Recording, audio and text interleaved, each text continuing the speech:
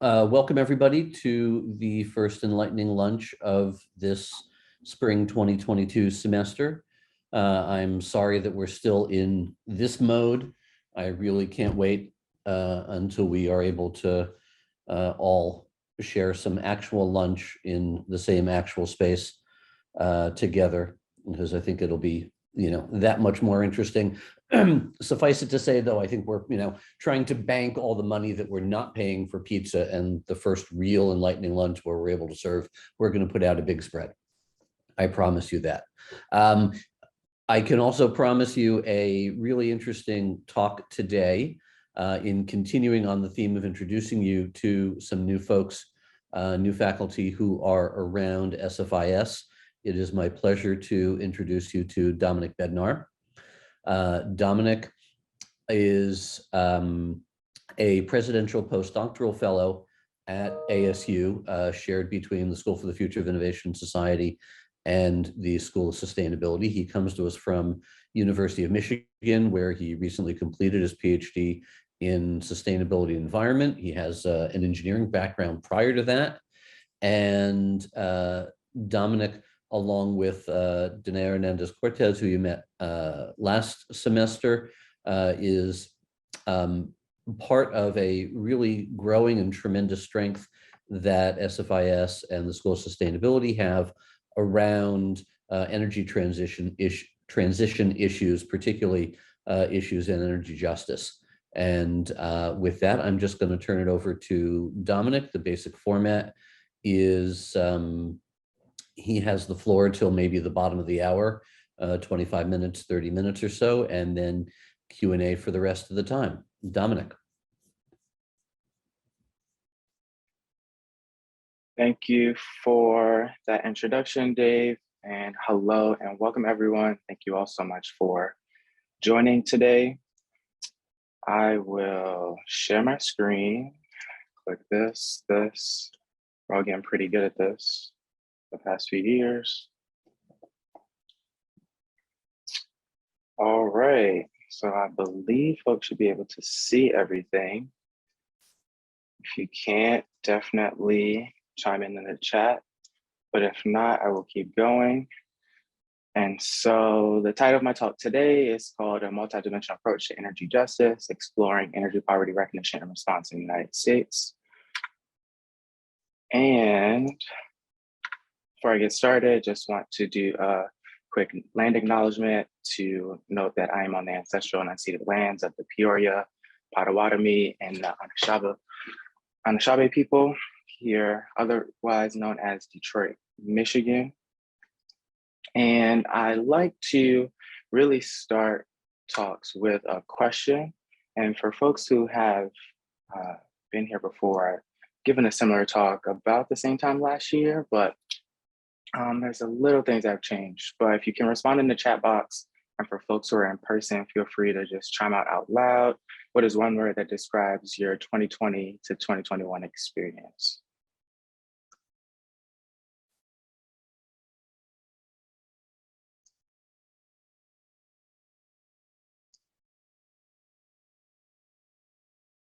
Virtual, yep.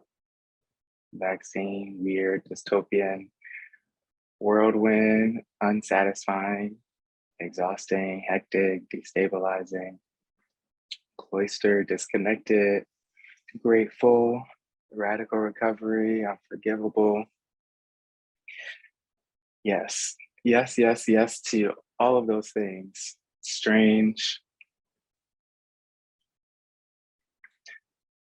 And so I leave with this question because, one, I think it's important to do our best to capture the varied experiences and understandings of how we characterize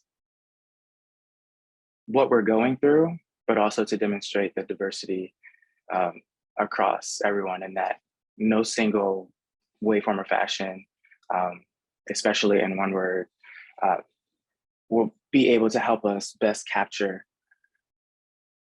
one single type of experience, or in this case, the question asked of over 2 years. And so, of course, that is tough. And so want to continue on to one, just share about like what energy poverty is and why it matters. Does its recognition precede a response? Then moving towards, again, demonstrating like why we need a multidimensional approach to energy poverty, and then to talk about some policy implications and future work. I might be moving myself around just so we can continue to see the slides here.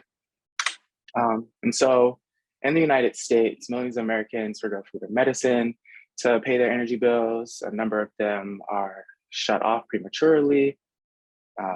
Some can't adequately regulate comfortable temperatures in their homes, and many more can't actually or have broken heating and cooling equipment.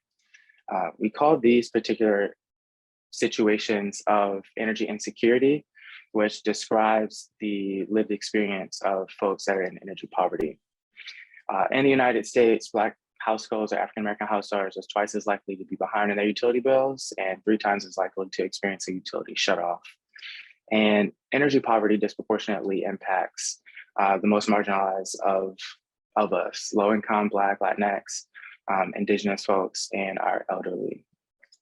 And moving on to the next topic, what I want to share today is the deep-rooted problem with we actually define and understand this particular problem, and how we actually measure and evaluate our solutions to the problem. And what my work has argued is that without a formal definition of what energy poverty is in the United States, it really clouds our ability to fully understand the amount, extent, and causes of what energy poverty looks like in the United States. Consequently, it misguides how we measure the problem, thus misinforming how we evaluate our solutions to the problem, and moving us towards what I call and what other people have called path-dependent solutions, where we take a particular, or we make a particular amount of decisions that lead us down one path and make it really hard for us to turn around and change course. This said another way is doing things over and over again and expecting different results. And so to really ground this talk, I like to start from the 1973-1974 oil crisis, where folks were lined up around the gas lines, trying to, do their best to secure resources. And this was a big issue where the president of the United States then asked, like, hey, can you all turn down like your heat to some said temperature threshold to ensure that we have enough energy for our most vulnerable, particularly our elderly residents. This is a similar resurgence of what we've seen with the coronavirus pandemic that has led people up into grocery lines to, again, stack resources so that we can all continue to live our life as best we can. We've seen similar things happen during the kind of Texas winter crisis. This is a photo that a friend sent me in Austin, Texas last year. And really just like highlighting the fact that when we're constrained on resources, it forces all of us into this crazy response of how we actually move about securing resources to live life as healthy and sustainably as we can. And so taking a look back to what the original oil crisis did, it really spurred this, the state of Maine to implement this program called Project Fuel to weatherize homes. And that inspired at the national level, the Energy Policy and Conservation Act, which developed this new program called the Emergency Conservation Program, which again focused on weatherization. Soon after, the Department of Energy, and then they transformed that program into the DOE's now Weatherization Assistance Program, which still exists today. That program, combined with the Department of Health and Human Services Low-Income Home Energy Assistance Act, both aim to help low-income households, particularly the most vulnerable, meet their energy needs. The Low-Income Home Energy Assistance Program, or LIHEAP, really helps with bill assistance, and the Weatherization Program, as it says, helps with weatherizing homes, AKA home retrofits, whether that be insulation, windows, doors, you name it, whatever you need to, again, like ensure that temperatures are healthy in the house, but also to ensure that folks are not paying an exorbitant amount on their energy bills. And so how do we actually understand energy poverty recognition and response?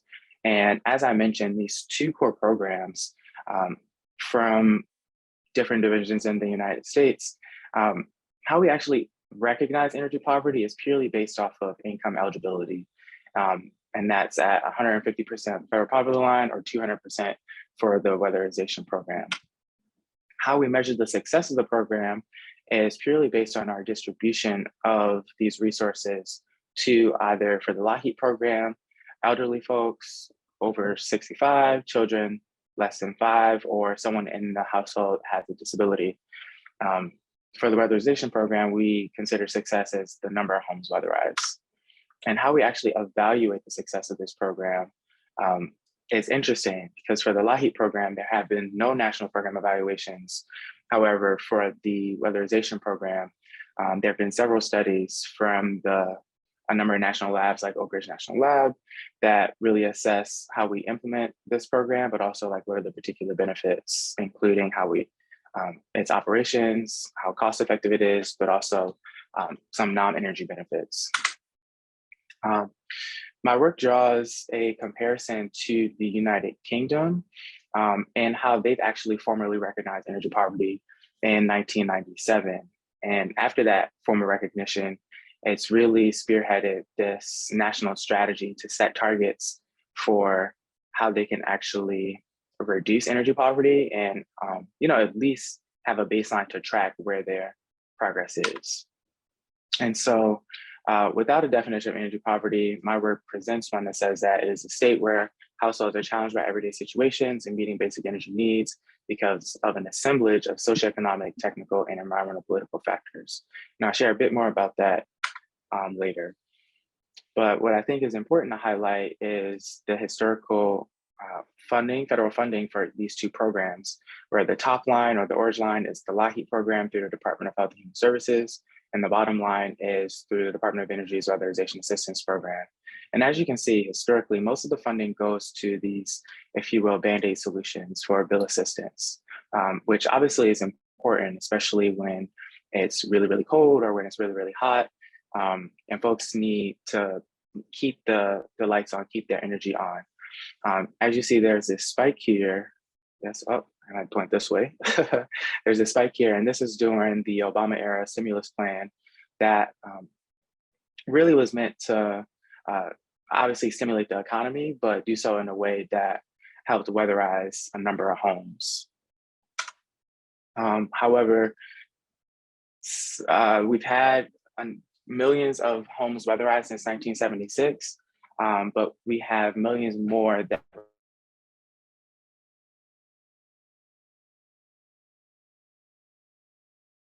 and how we can actually assess those in need. There was a report by the American Council of Energy and Economy, came out in 2020, but also there was one that came out, I believe in 2016, their first one, that really demonstrated that if we were to increase the energy efficiency for all low-income households, we would be able to reduce energy burdens by 25%. And so I was speaking to the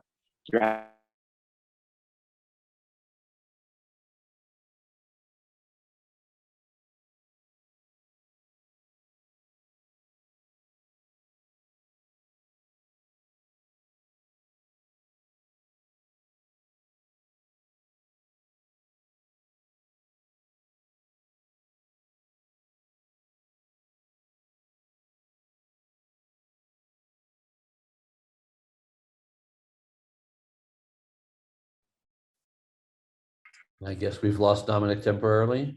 Hello, I am back. I have no clue what Okay. happened, but we will do our best to pick up where we left off. Thank you all for your patience.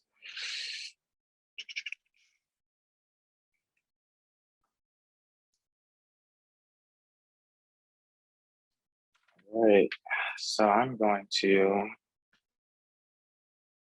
try to move through these.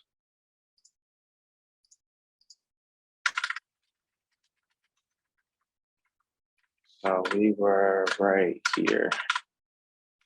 And so, again, thank you all for your patience. Anyway, so to summarize this study, I like to put here AAA saves the day, GAE, which this work really is a principal argument on access to adequate and affordable household energy, but really interrogates this process on how do we define the problem so we might be able to better target households in need? How do we measure the problem to appropriately assess the extent of the problem? And in what ways do we evaluate our deployed solutions to the problem to really understand and determine how effective they are? This work has obviously continued to be led by frontline communities that are advocating for energy for all. As you see some of these signs, no poor mothers, no poor children, mothers eat so children have heat, or mothers don't eat so children have heat. And really, speaking to the gravity of how just important this issue is. It looks like it's really cold where these folks are. But what is exciting is that just last week, these slides right here, Congressman Jamal Bowman, as well as Senator Markley, introduced the Heating and Cooling Relief Act, which really helps to, for the first time, recognize the gravity of what energy poverty is, and actually specifically using this language. Here are some of the proposed things that they put through. One, just like eliminating all utility debt, but also preventing utility companies from shutting off households. And so this would be really exciting to kind of see how this moves forward here in the United States. Moving towards how we can, again, continue to support like what energy poverty is and why it needs to take a more multidimensional approach. My work helps really conceptualize it and within these three core buckets of technical features, socioeconomic, and environmental policy features, where the technical features look at the physical structure of the home, what type of energy is it using, and how well are those energy features performing. We have these socioeconomic characteristics, thinking about, yes, like how many people live in the house. Normally more people means we're consuming a little bit more energy, but also things like what is the gender, the race of the head of household, because those things have been demonstrated to at least show disparities in at least energy consumption and energy efficiency here in the US, as well as energy burdens, which speaks to the percent of a household's income that they spend on their energy bills. And finally, these environmental political dimensions, which really help us better understand, again, what type of energy assistance is available and how are those helping to weatherize people's homes. And so with the introduction of this new act, that would, in theory, decrease people's vulnerability to energy poverty. And so thinking about it on a spectrum, this particular work, if you bring all of them together, this residential energy vulnerability speaks to the security for people to access their food and water, access to energy, access to comfortable homes, as well as heating and cooling equipment. But what we need is to take this within the framework and perspective of risk assessment to understand how these things influence our risk or our likelihood to experience threat, which ultimately harms our most treasured assets. And so energy vulnerability is really this term that helps us better capture this variability of circumstances with regards to how we access energy that is affordable for all. And so finally, I just want to close with some policy implications that, yes, we need a national energy poverty strategy that is comprised of appropriate definitions of what energy poverty is, how we actually measure it, and those measures being centered on reduction-based goals, but also centered on health and wellness. And we need to continue to just like work across one another, and especially allow communities to lead on like what solutions they require. And with a national energy poverty strategy, we also need more effective targeting. And so we know that household income is a good metric, but that isn't the best metric, or let alone shouldn't be the only metric that we need to qualify people for assistance. And with that, I will pause there for any questions folks might have. And thanks again for your patience in the mishaps earlier.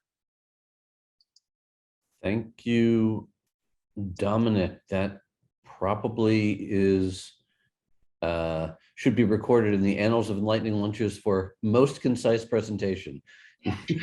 We have people squeezing the discussion time rather than allowing for more of it. So who's got some questions or comments for Dominic? We have a few questions in the room, Core 403. Do you want to go first? Yeah. Go. Hello, Dominic. My name is Yasmin, and I'm also very much interested in energy sociology. So one thing that I wanted to ask from you, when you mention energy in your article or in your work, what source of energy do you mean? Do you mean the fossil fuels like natural gas and or do you mean the natural types of energy like because the energy transition that you're talking about is transition from fossil fuels to the clean source of energy. I would like to know if you have addressed this in the dynamics of justice that you have just mentioned. Can you share the last part of your question? You said you want to know if I what? I would like to know if you have addressed the justice in regards to clean energy sources or those types of poverty that you're speaking about. Gotcha. Thank you for your question. So I think when I talk about energy, presently what that means is all energy, which includes fossil fuel energy as well as renewable sources of energy. Because presently, we aren't fully renewable at this moment, although that is the goal for what our energy transition looks like. I obviously am a proponent of renewable and cleaner sources of energy that help promote a low carbon economy or a no carbon economy. However, I think we have to, one, just recognize that we are in climate chaos and people are experiencing the climate crisis. And so what's important now is just access to energy, especially for vulnerable households that are using electricity for medication or for medical equipment or to cool medication, what have you. I guess insofar as has my work addressed renewable sources in the energy transition, maybe not particularly, but some of my work has been able to understand like where these disparities lie across energy consumption, energy efficiency. And I'm wondering if I can, no, I'm not gonna go through the water of that. But again, so like my work is situated within the broader framework of energy justice, which again helps us understand what are the benefits of our energy generation and what are the particular burdens. And so helping to eliminate that there are burdens within low income and marginalized communities. And that type of recognition in many ways is important to precede a appropriate response. We have another question in the room as well. Hello, Dominic, thank you for your work. It is very important. I haven't heard the term energy vulnerability, which I'm really interested about. I'll email you later to see which readings I should, or which literature would touch on that. But you mentioned what like other metrics to be used that could measure. When you say that, do you have anything in mind besides measuring based off of the household and low income? Yeah, so with this introduction of this new act, it actually promotes that households can at least like self-identify if they're eligible for these services. But I think our metrics need to move more towards understanding, again, like how do communities understand what their particular problems are and what their particular solutions might be. And so yes, like household income is like important, but also like we could cast our gaze towards the UK where they have this like low income energy efficiency metric, which actually is a metric that looks at building efficiency of their homes, and it's a rating scale between like A through D. And so I think especially with a lot of crippling infrastructure, there's an opportunity for us to think about how we might be able to look at metrics that also coincide with building energy codes, but also homes that are well out of date of existing energy codes and how we might bring them up to code. So I think those are a couple of examples. Thank you. See, there's a question in the chat from Alma. It says, what are some of the ways you engage with community on this issue? And so I think for me, I'm tapped into a number of networks of folks that are looking at energy poverty here in the US, as well as abroad in the UK. Some of my real world experience with engaging communities has been through the development of my own community engaged learning course of energy justice. And so through that course at the University of Michigan, I piloted in a graduate level course and then continued on an undergraduate level course. And so working with communities at the Ypsilanti Housing Commission's Family Empowerment Program. Ypsilanti, Michigan is a neighboring city to Ann Arbor, Michigan. It's adjacent to Ann Arbor and not too far away from Detroit. And this program, essentially is helping out low-income households who live in subsidized housing. However, we were interested in understanding what their specific energy needs and interests are. And so in working with these communities, we were able to find out that despite that the homes that they lived in were relatively new, they were built with pretty shoddy materials. And so a number of them express problems of having these big drafts that are coming into their homes. And we worked with the communities and they developed their own solutions alongside the students to get these pool noodles. They stuffed them with garden rocks and then wrapped them up with some pretty cool fabric. And it was a community-driven solution that they were able to implement right there. And so that is one example of what I've been engaged with.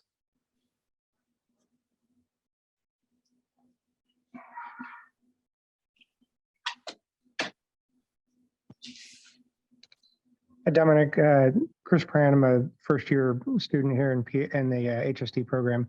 Thank you for coming and talking to us today. I really appreciate it. I was kind of curious. I think if I understand correctly, LIHEAP and HEAT have annual reports that they do to Congress that have several efficacy indices that say where the program is being effective and where it isn't. And I was kind of curious if your research has led you to any of the analysis of why the program is effective in certain places and not effective in others, and how we could make it more effective. Yeah, so I think it's the LIHEAP Clearinghouse puts out some of that information. But I think, again, some of my thoughts on how we might be able to make it more effective are thinking about a more targeted approach to energy assistance. And that might come in the form of, one, just how do we bring together households that have a number of different issues kind of under this umbrella. And so instead of these multiple administrative systems, how do we think about a one-stop for instance? So households who are low income, who might need to qualify for food assistance, might they also be considered for energy assistance or energy retrofits? But I think also, again, some of my work has taken more of spatial approaches to understanding these issues. And so how do we, directly go out to these communities to be hey, we can sign you up today to ensure that you have access to energy. And so I think in actuality, I think most of our most effective solutions happen when we are actually present and embedded within the communities. Thank you, I appreciate it. All right, we got a question from Cynthia in the chat. How might any of your findings or work translate to or be related to digital poverty? access to devices, internet, and knowing how to use digital resources in a beneficial manner in households experiencing energy poverty. I'm going to take a shot of this, but I'm curious, I guess, like, what does a beneficial manner mean in regards to digital resources or digital poverty? But I think, I mean, for me, I mean, like, I am, you know, like, just preaching to the choir of sustainable development, goal number 7 about access to household energy by 2030. But there's been, I think also Jamal Bowman like put out some legislation that I think with himself and Cori Bush on kind of moving towards more of like publicly owned power, but in that including access to broadband internet. And so there's a number of folks who, again, aren't even connected to the internet in that way. And I think the onset of the pandemic has really brought to light that not everyone has access to one computer or multiple computers, let alone like internet. And so I think, especially just moving into the digital world, I think it's important for us to, again, just recognize like, how do we have access to energy? Because that's a precursor to even being able to be on this Zoom call, is being able to like have energy delivered to your home. All right, we've got Riz with their hand raised. Feel free to ask your question. Sure. Hi, Dominic. Thanks for presenting to us. I'm a first-year HSD student, and I grew up in Detroit, so I know some of the areas that you're talking about, and some of the pictures you showed are familiar. My question is, given that we have, kind of a quasi-private public energy system, right? It's not entirely public, and they're still monopolies, so it's not entirely private. And it seems like a lot of your research has been focused on public solutions for energy poverty. Have you looked into, are there kind of private market solutions, or is this primarily a problem for legislation to solve, in your opinion? I thank you for your question, and shout out to Detroit. I am a fan of, I guess, like intersectional approaches to things. Like, I don't think it should be like this or that. For most things, it's this and that. And so I think, yes, there's power in top-down legislation that can really cast a wide net to support people. But I also am a fan that of community-driven solutions. And I guess like within the private market, what's today, Wednesday? So yesterday was just on the call at the DOE with the National Community Solar Partnership call. And there's a number of, private companies there that are, thinking about how they might be able to implement community solar across the country. But those private solutions can, again, only go but so far, because part of the problem is that we don't have legislation that enables community solar in all 50 states. I think right now it's presently only 10 states. And so, sure, I'm for private solutions if it's that they are doing right by the community and keeping the community's interests centered. But again, I think we need kind of both solutions, or rather all solutions. Okay, thanks. Okay, we've got another question in the chat from Ben. I'm curious what your thoughts are about not just developing more salient metrics for program success, but also making those metrics accessible to and effective for stakeholders to self-advocate and or hold representatives accountable. I am also for accessible metrics. Shalonda Baker, who is the new Deputy Director for Energy Justice, first ever at the Department of Energy, within maybe like the first 90 days or something like that, developed this energy justice metric that can be found online that really helps us understand like where funding is going, but also, I believe, energy burdens. And so I think that is at least like a start to help make some type of metrics accessible. However, I think like we can take that a bit further, especially thinking about how, or at least like where these funds are being distributed. I think there's a big issue with, data availability, especially from public utility commissions, but ultimately from community groups, or from, where the states disperse the money to actually then disperse it to the households. And so some information that we really don't have is what households are, receiving assistance year after year after year. And I think that is, a mechanism for us to really explore and really help push policymakers and people who have power to help us, again, better understand like where there's like persistence in these issues across similar communities, and how might that be a pathway to broader to broader assistance.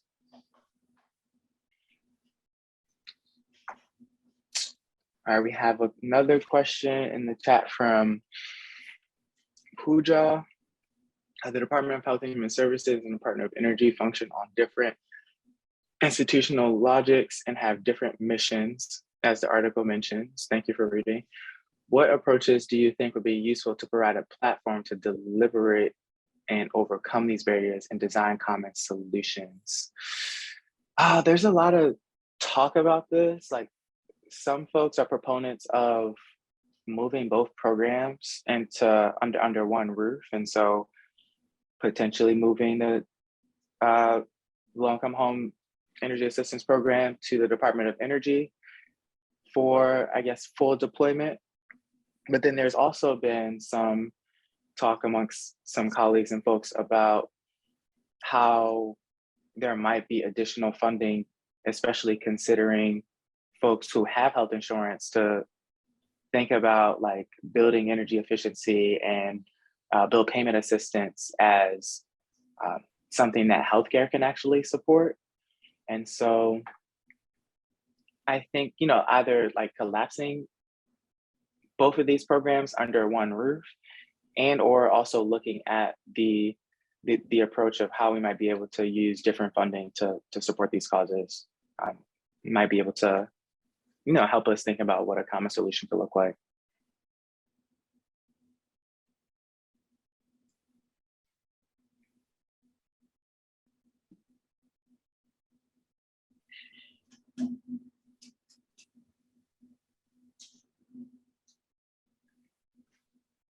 What other questions do folks have? Or maybe just comments? I have a question. Sure. Sorry, I'm driving, so apologize for any background noise. So beyond, I think it's really interesting always to look outward like you did with the UK case study.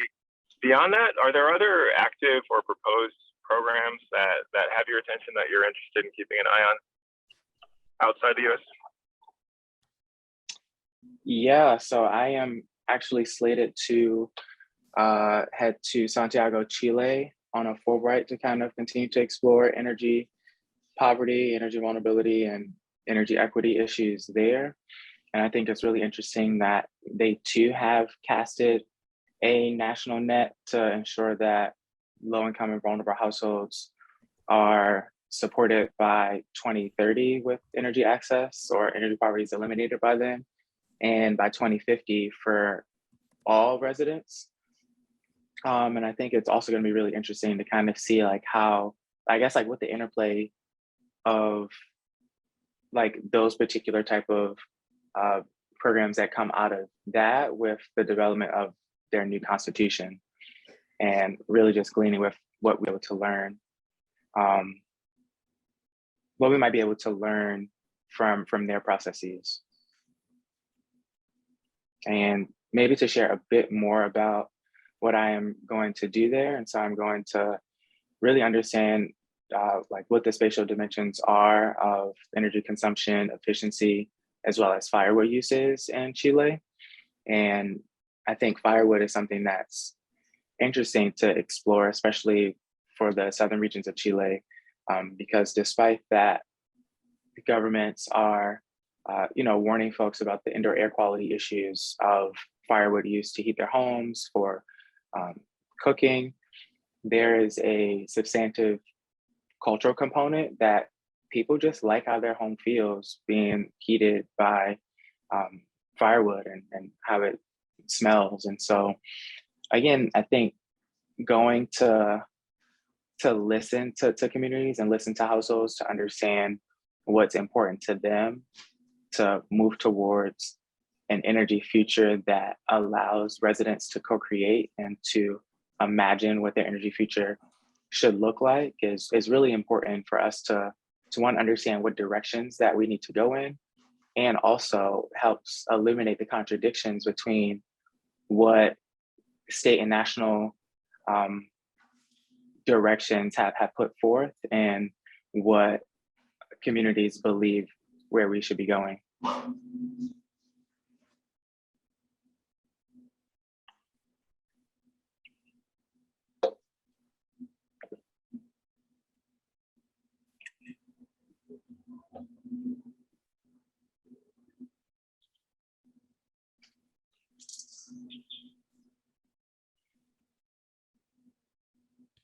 So, Dominic, in the remarks that you just said about what you're planning on doing in Chile, you referred to communities' own visions of what their energy futures might look like. Is that really an explicit and formal aspect of what it is that you'll be getting at? And if so, do you have specific techniques to elicit from the communities that you're working with what their visions of energy futures look like?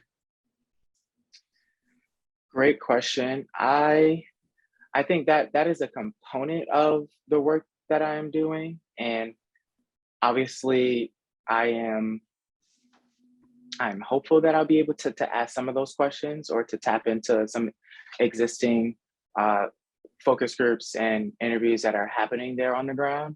But I think with any type of work, I think what's important for me to do is kind of really be a fly on the wall and kind of just to be there to support and really to listen in before going to ask a whole lot of questions. However, I do anticipate that a lot of my future work there and here in the US would use some frameworks such as like focus groups or semi-structured interviews to, again, like help understand like what communities' problems are, but also thinking about like other solutions such as like design thinking workshops that help people, again, like figure out like, well, what are the problems that they previously figure out and how might they think about creative solutions moving forward, and thinking about that on a political and a policy level on how they might continue to push forth and advocate for equitable and just policy, and also how they might think about more immediate solutions that might help them out, especially in crises. Great, thanks. Hi, Dominic, this is Kiki. So I have a question. I actually have two. I'm gonna let you choose because they're both interesting to me.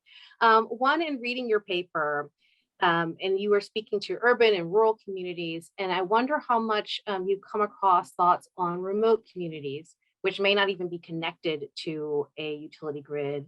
And I bring that up because some of my work with renewable energies, we look at remote communities in Alaska that are completely diesel powered.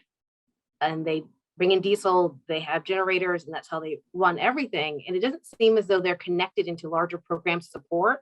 And it seems like, as my understanding of the programs that do exist, these Band-Aid measures are somewhat tied to being on a public utility grid. And then my other question is thinking about what's happening in California right now in terms of solar energy and the public utilities pushing back against that. In terms of energy policy, where are public utilities, energy poverty, where are public utilities falling? Are they in support of these measures, or are they just kind of appearing like they're in support but really aren't behind it? How is that falling out in terms of where they are as an actor in the system? Thank you, Kiki. Both really interesting questions. Because we have time, I'll do my best to, I guess, take a stab at both of them. I think the remote communities is a really interesting aspect that I, quite frankly, haven't explored a whole lot. However, do think that obviously they too are important residents to be considered for how we might ensure adequate access to affordable, sustainable household energy. I know the LAHIB and WAP program, in as much as they distribute funds to different states, they also distribute funds to Indigenous and tribal communities, insofar as residential energy assistance. We're thinking about, I guess, these utility companies or public utility companies. What was the question about the public utilities or where they are investor-owned utilities? Oh, sorry, I cut you off. Say that last part again. Public utilities versus what type of? Versus like investor-owned utilities or like the major utility? I don't even know if I parsed it as much that way because I kind of maybe lump them all together. So you can parse it however would be interesting or useful. I'm just kind of thinking about, again, with my work with tidal energy, the utility district's flux and where they are in moving forward with energy justice, renewable energy issues. It really goes back to funding always, it seems. But here, looking at what's happening in California right now, clearly utility districts are the bad guy. So I'm just curious, kind of, are they talking about it? Are they actively playing along, or are they just kind of appearing to waving their hands? You know, that's a good question. And I think it's different for every utility across the nation. I think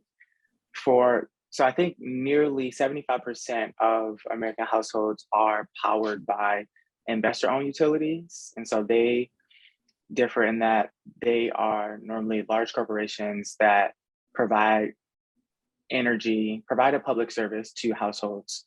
And so part of their MO is like, yes, delivering power, and also like, bringing in money for their shareholders. And so a lot of times that is with investments in new energy generation facilities. It's tough because I think here in Detroit, like with DTE Energy, there's a lot of pushback on like, are they actually here to help out residents? And a lot of people, don't particularly believe so.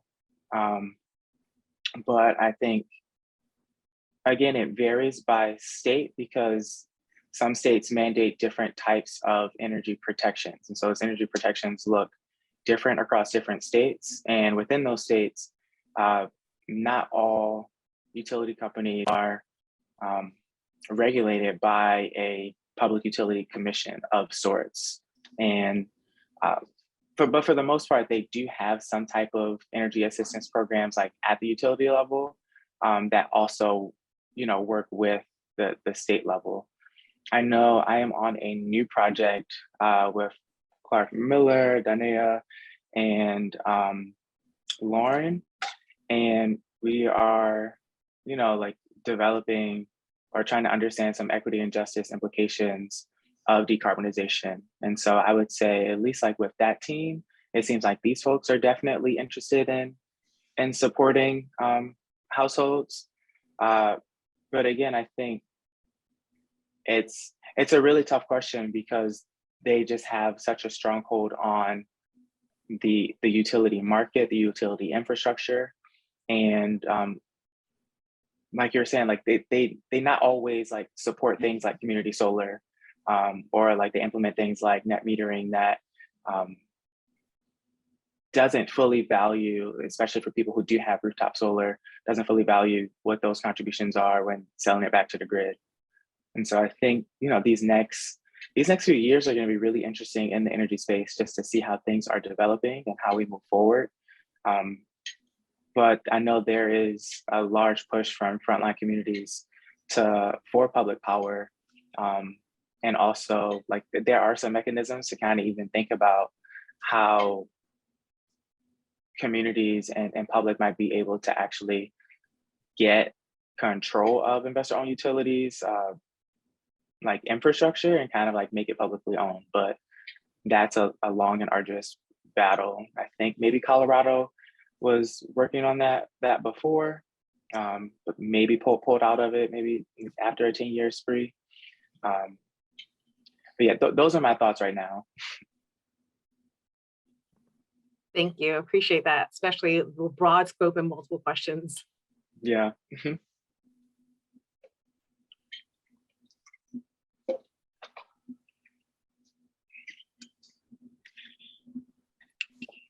Anything else for Dominic?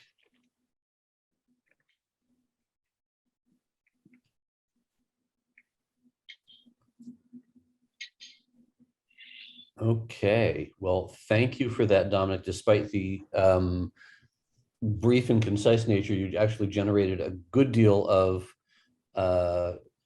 questions, and I hope that it was both helpful for your continuing work, as well as as it was enlightening for those of us participating here.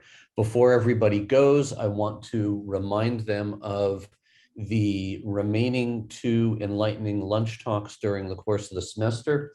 About a month from now, on Wednesday, February 23rd, we will be having Arun Agrawal with us. Arun is a faculty member, well, also at the University of Michigan, who is a visiting professor with SFIS for about 6 or 8 weeks this winter. His presence here has been delayed a little bit due to the usual things that are delaying moving people these last 2 years, but he will be local through the month of February and I think early March, and speaking to us on the 23rd.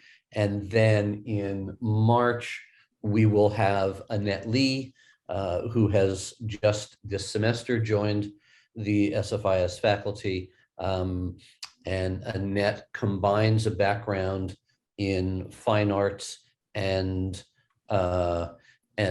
astronomy with deep concern for indigenous knowledges. And we're really looking forward to having her be a very active participant in not just the school, but connections with things that the school and Global Futures Lab are doing elsewhere in the university. I also want to remind folks, if they have not yet seen it, that the week of April 18th, which is the week leading up to Earth Day on Friday, April 22nd, is a week of celebrations and activities, naming and launching the building that you see behind me, Interdisciplinary Science and Technology Building 7, which is the headquarters of the Global Futures Lab, which is the large unit that contains the College of Global Futures and thus the School for the Future of Innovation and Society as well. At least those of you who are in my HSD 610 colloquium class will be assigned to try to partake in some of those opening activities that will be spread out over that week. Maybe other folks would be interested in partaking of them as well. They will cover the full breadth of things that the Global Futures Laboratory covers, organized by a certain set of themes on each day. The Tuesday of that week will be the formal naming and ribbon cutting for the building, and the building will be inaugurated with a donor name that will be revealed at that time. So stay tuned for announcements about the fine programming of that event. And if there isn't anything else, it looks like there are some thanks to Dominic in the chat. Great. Thank you again, Dominic, and thanks everybody. Stay safe, be healthy, hang in there. Thanks everyone. Have a good one. Thank you.